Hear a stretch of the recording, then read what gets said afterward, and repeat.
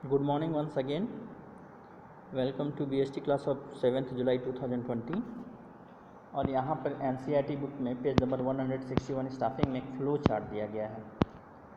तो मेरा उद्देश्य है इस फ्लो चार्ट को आप यहाँ पे इस माइंड मैप में भी आप इसको डाल सकते हैं कि क्या होता है। तो स्टाफिंग में सबसे पहले स्टार्ट हुआ सोर्सेस ऑफ एप्लीकेशन। तो ये जो है ये रिक्रूटमेंट का है। Recruitment external sources, internal sources.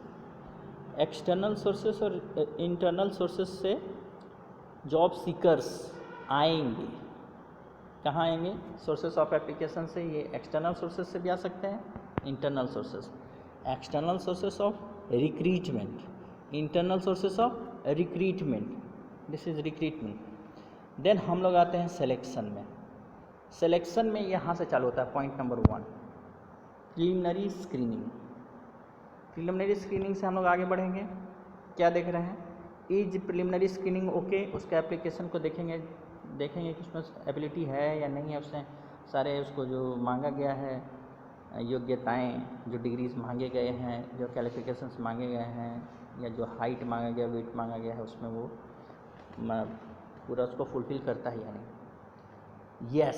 Yes होगा तो हम लोग आगे बढ़ेंगे सिलेक्शन टेस्ट की तरफ। अगर नो हुआ तो रिजेक्ट। ईच केस में इधर आप देखिएगा तो सब नो रिजेक्ट। यहाँ से आगे बढ़ने के बाद सिलेक्शन टेस्ट प्रारंभ होगा।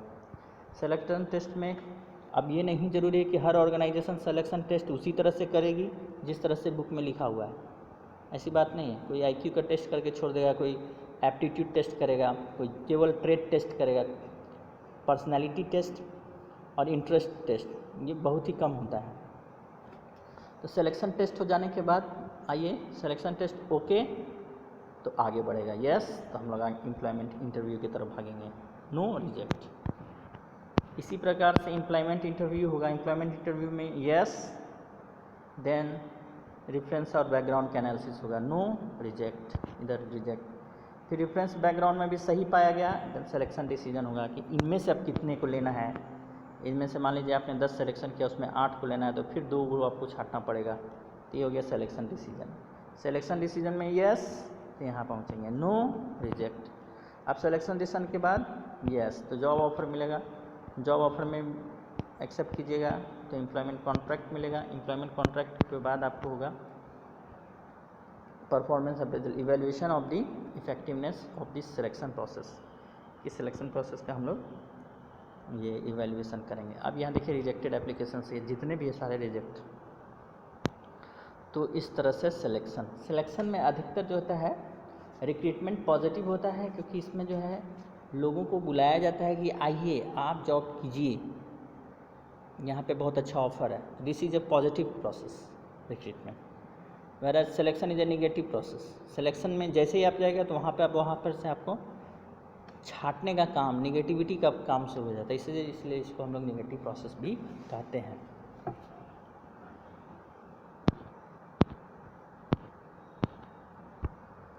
तो इस तरह से सारा सिलेक्शन टेस्ट हो गया। इसको हम लोग पढ़ते हैं एक बार पूरा। कॉन्ट्रैक्ट ऑफ एम्प्लॉयमेंट से था। One such document is attestation form. अब अटेस्टेशन फॉर्म ये सब बहुत हट गया है। अब सेल्फ अटेस्टेड से ही काम चला जाता है। वाइटल डिटेल्स और ये सारा चेक रिकॉर्ड होने के बाद आपको उसमें मिल जाता है। अब हम लोग पॉइंट नंबर हम लोग नेक्स्ट चलेंगे। हाँ, ट्रेनिंग एंड डेवलपमेंट, जो इसका थर्ड था हमारा एलिमेंट ऑफ स्टाफिंग में। थर्ड है ट्रेनिंग एंड डेवलपमेंट। ये जो एलिमेंट्स ऑफ स्टाफिंग में सबसे पहला आता है तत्व तो होता है वो रिक्रूटमेंट। सेकेंड होता है सिलेक्शन। रिक्रूटमेंट में क्या है? Internal sources of recruitment, external sources of recruitment. फिर इंटरनल सोर्सेस का मेरिट डिमेरिट है, फिर एक्सटर्नल सोर्सेस का डिमेरिट मेरिट है। आगे ना आएगा सिलेक्शन। सिलेक्शन में ये आपका 8 पॉइंट्स है। उसके बाद नंबर 3 पॉइंट आता है ट्रेनिंग एंड डेवलपमेंट। तो आप देखिए, आप एक ऑर्गेनाइजेशन के पॉइंट ऑफ व्यू से देखिए कि पहले रिक्रूटमेंट हुआ, फिर सिलेक्शन हुआ, कितने उस रिक्रूटमेंट से लेके अभी तक कितने कम लोग आपके पास आए हैं फॉर जॉब। तो केवल उसको ले लेना ही व्यापार की जिम्मेदारी नहीं है, ऑर्गेनाइजेशन की जिम्मेदारी नहीं है। उसको ट्रेनिंग और डेवलपमेंट करना उसमें इसकी जिम्मेदारी भी व्यापार की ही है। अब ये जो ट्रेनिंग और डेवलपमेंट है ये दो तरीक़ा से हो सकता है, बिल्कुल साफ साफ है, ऑन द जॉब या ऑफ द जॉब। या तो आप कहीं से जॉब के प्लेस में से अगर उसको उठाकर कहीं दूसरे जगह पर उसका ट्रेनिंग करते हैं, then it is called off the job. और आप जॉब जिस प्लेस पे वो काम कर रहा है, जिस फैक्ट्री में या जिस माहौल या जिस ऑफिस में वो काम कर रहा है, वो ऑफिस के दौरान ही उसकी ट्रेनिंग और डेवलपमेंट किसी भी माध्यम से दे देना, that is known as on the job training method. तो on the job training method and off OFF off the job मतलब कि अब आप जॉब पर नहीं हैं, आपको ट्रेनिंग के लिए एक स्पेशल दूसरे जगह पर ले जाके दूसरे वातावरण में ले जाकर आपको शिक्षा दिया जा रहा है, ट्रेनिंग दिया जा रहा है, ताकि आपका डेवलपमेंट हो सके। इसलिए दोनों वर्ड एक दूसरे से जुड़ा हुआ है, that is training and development. First training होगी आपकी, ट्रेनिंग के साथ साथ आपका डेवलपमेंट भी होता जाएगा अगर आप उसको पॉजिटिवली लेते हैं तब। ओके, तो this is training and development. अब आप देखिए इसमें NCERT में फर्स्ट कोटेशन कितना बढ़िया लिखा हुआ है। If you wish to plan for a year sow seeds. अगर आप 1 साल के बारे में विचार कर रहे हैं, प्लान कर रहे हैं, तो बीज बोइए। और अगर आप 10 साल के बारे में विचार कर रहे हैं तो एक प्लांट ही बो दीजिए, बीज के बजाय प्लांट बोइए। और अगर आप लाइफ टाइम के लिए प्लान करते हैं तो एक आदमी को डेवलप कीजिए। उसका डेवलपमेंट इस तरह से होना चाहिए कि वो आने वाली नस्लों को भी फिर से डेवलप कर सके। और जब ये प्रक्रिया रुक जाती है तो सारा समाज का जो फॉर्मेशन है या फैमिली का जो फॉर्मेशन है, चाहे एक देश का ही फॉर्मेशन क्यों ना हो, वो ख़त्म होते चला जाता है धीरे धीरे। हमें लगातार ऐसे लोगों की ज़रूरत पड़ती हो जो इमोशनली और इंटेलिजेंटली पूरे तरह से डेवलप हों और समाज को आगे बढ़ा सकें। लेकिन जब हमें ऐसे लोगों का अभाव शुरू हो जाता है तो समाज में जो है उसका ह्रास शुरू हो जाता है समाज का। तो ट्रेनिंग एंड डेवलपमेंट बहुत ज़रूरी है। तो training and development is an attempt to improve the current और future employee performance by increasing an employee's ability to perform through learning, usually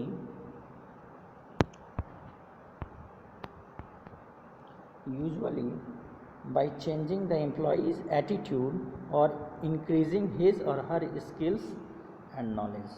ये हुआ ट्रेनिंग एंड डेवलपमेंट। ना इम्पोर्टेंस क्या है इसका, तभी जैसा मैंने कहा पूरा के पूरा इम्पोर्टेंस में है। इम्पोर्टेंस जो है आप यहाँ पे देख सकते हैं, इम्पोर्टेंस आप यहाँ पे देख सकते हैं, मैं इसको रीड कर रहा हूँ। When the jobs were simple, easy to learn and influenced to only a small degree by technological changes, there was a little need for employees to upgrade or alter their skills. But the rapid changes taking place during the last quarter of century in our highly sophisticated and complex society have created increased pressure for organizations to readapt the products and service produced, the manner in which products and services are produced and offered, the types of jobs required, and the types of skills necessary to complete these jobs. Thus, as jobs have become more complex, the importance of the employee and training has increased।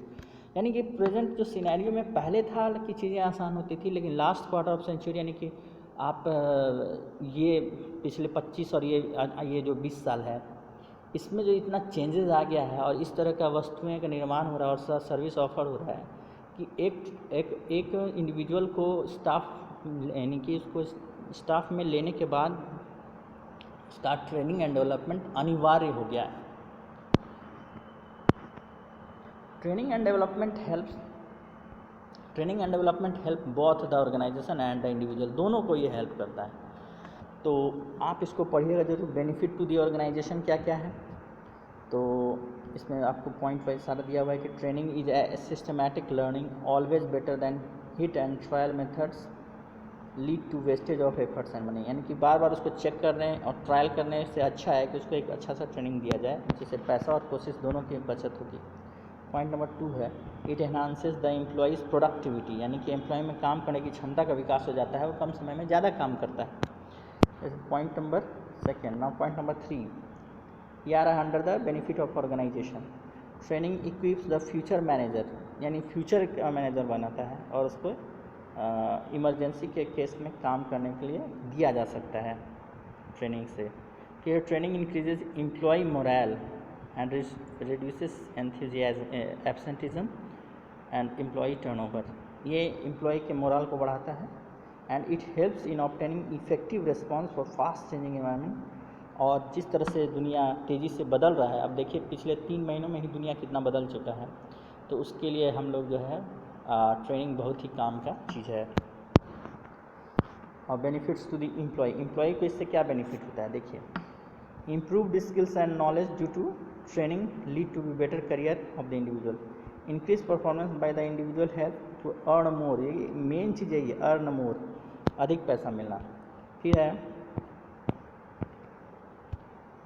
Training makes the employee more efficient to handle machines, thus the less prone to accident, यानी accident होने की संभावना कम हो जाती है और machine को अच्छा से कर सकते हैं, हैंडल कर सकते हैं। Training increases the satisfaction the morale of the employee, और इससे संतुष्टि भी बढ़ता है। नेक्स्ट हमारा पॉइंट है ट्रेनिंग, डेवलपमेंट एंड एजुकेशन। ये तीनों में अलग अलग है लेकिन एक दूसरे से जुड़ा हुआ है सब, ट्रेनिंग, डेवलपमेंट एंड एजुकेशन। तो चलिए अभी हम लोग तीनों को पढ़ते हैं तो क्लियर हो जाएगा। चलिए इसको अगर हम लोग देखें डिफरेंस, एजुकेशन तो आप जानते हैं कि एजुकेशन जो अभी आपको दिया जा रहा है, एजुकेशन वही चीज़ है, उसमें वही चीज़ है सेम। एजुकेशन में सिलेबस होता है और उसका उसी के बारे में आपको सिखाया जाता है, फिर उसका आपका एग्ज़ाम लिया जाता है और उसके बाद आपको उसमें क्वालिफिकेशंस का डिग्री दिया जाता है। ट्रेनिंग और डेवलपमेंट में क्या फ़र्क है? It is a process of increasing knowledge and skill, जबकि development it is a process of learning and growth, and it is increasing the knowledge and skills. Number second point है it is to enable employee to do job better, यानी कि काम को सही करने के लिए किया जाता है। जबकि डेवलपमेंट में है it is enable overall growth of employ, उसका मानसिक विकास, उसका जो है व्यक्तित्व का विकास, पर्सनालिटी डेवलप होगा, ये तो इंटरेस्ट ऑटोमेटिक चेंज हो जाएगा, IQ बढ़ जाएगा। It is a job oriented process, it is a career oriented process. यानी डेवलपमेंट कहा जा सकता है कि development it is benefit to the employ, ये एम्प्लॉय के लिए है, पर्सनल बेनिफिट होता है, और ये ट्रेनिंग से होता है it is beneficial to organization, इससे ऑर्गेनाइजेशन को बेनिफिट होता है, it is organizing relation. Okay, तो इस क्लास में आई थिंक इतना ही काफ़ी है। आप लोग इसका एक एक लाइन पढ़िएगा एंड होप यू अंडरस्टैंड। चलिए एजुकेशन को भी हम लोग समझ जाते हैं, ट्रेनिंग और डेवलपमेंट तो समझे, अब एक एजुकेशन को भी हम लोग समझ सकते हैं, तो एजुकेशन को समझते हैं। चलिए ये point education, it is a process of increasing the knowledge and understanding of the employ, it is understanding and interpretation of knowledge, it does not provide definite answers but rather develops a logical and rational mind that can determine relationship among pertinent variables and thereby understand a phenomena. Education imparts qualities of mind and character, and understanding of the basic principle. जो मैं आपकी class में बार बार बताता हूँ कि understanding का development होना ज़रूरी है, यही हमारे एजुकेशन का सबसे बड़ा लक्ष्य है। और हम आप बड़े कॉलेज, जब मैं संजय विर्स कॉलेज में जाइएगा तो सबसे पहले ऊपर में ही लिखा हुआ है शिक्षा का एकमात्र और अंतिम उद्देश्य चरित्र का निर्माण करना है। तो इस तरह से आपका वही चीज़ हो गया कि आपका एजुकेशन जो है, education is a broader in scope than training is tied to goals of the organization, यानी ट्रेनिंग का संबंध ऑर्गेनाइजेशन के गोल से ही संबंधित है। ठीक उसी प्रकार डेवलपमेंट का मतलब होता है एम्प्लॉय का डेवलपमेंट, और ये डेवलपमेंट जो है वो एजुकेशन से आएगा। That's it. तो यही तीनों के बीच में आपसे में संबंध है। Okay, thank you so much.